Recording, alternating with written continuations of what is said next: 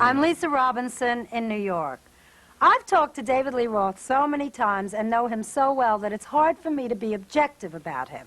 I can tell you this. Sitting in front of a TV camera with Dave or having dinner with him alone in a restaurant is not all that different. Well, there are times that he is a bit more subdued at dinner, but not really. When Dave is in a bad mood, and that does happen, he usually disappears and goes off on his own, or he goes running, or he stays in his room and reads. However, when he's out, and fully aware of himself as being in show business 24 hours a day. I gotta go, man. I gotta, gotta be active, gotta accomplish something. I don't know. Gotta be a shining example. I'm not sure of what, but we gotta go. And things were just starting to slow down with the band, It was just take time, take more time. I want to go in the studio for a year. The studio for a year? I can't stand the inside of the studio anyways from the beginning, Mess up my tan, Everybody was starting to get married, and everybody was starting to get their girlfriends, and everybody was starting like this, come off the road, from the band. And, I'm always traveling, I'm always either on the road or I'm off in the jungle somewhere, or, or in the city, I'm always moving around. And I saw everybody doing it, so I didn't have a girlfriend. I thought, I'll give it a shot.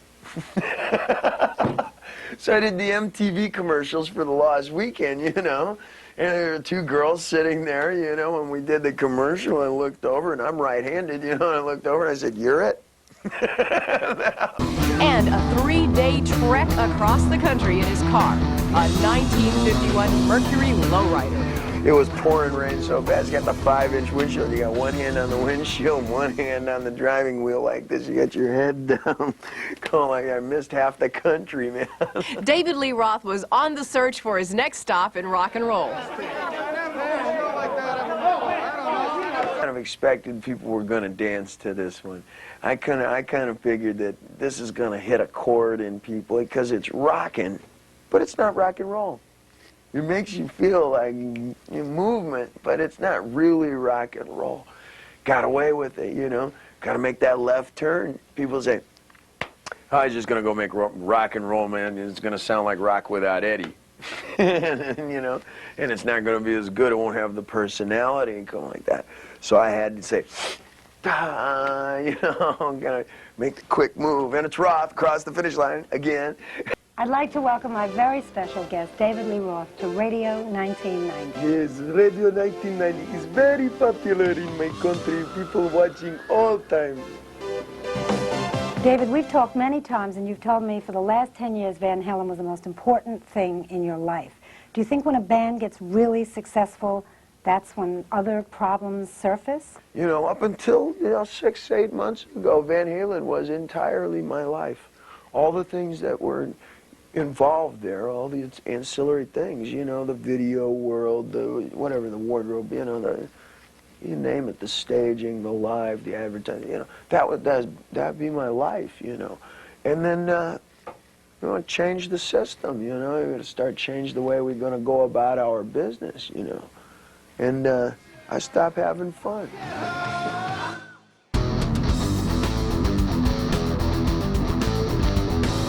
Rock and roll. I always said the band, all bands are very fragile units, And everybody, I always said we have 4 very different personalities. I never misconstrued the situation, And it just came to a parting of the ways. Not so much about the music, it was about, how we were going to go about making your life, You did not leave this band, though, to go become a movie star, as was that's accused. ridiculous. No, Edward says that because he wants you to be pissed at me.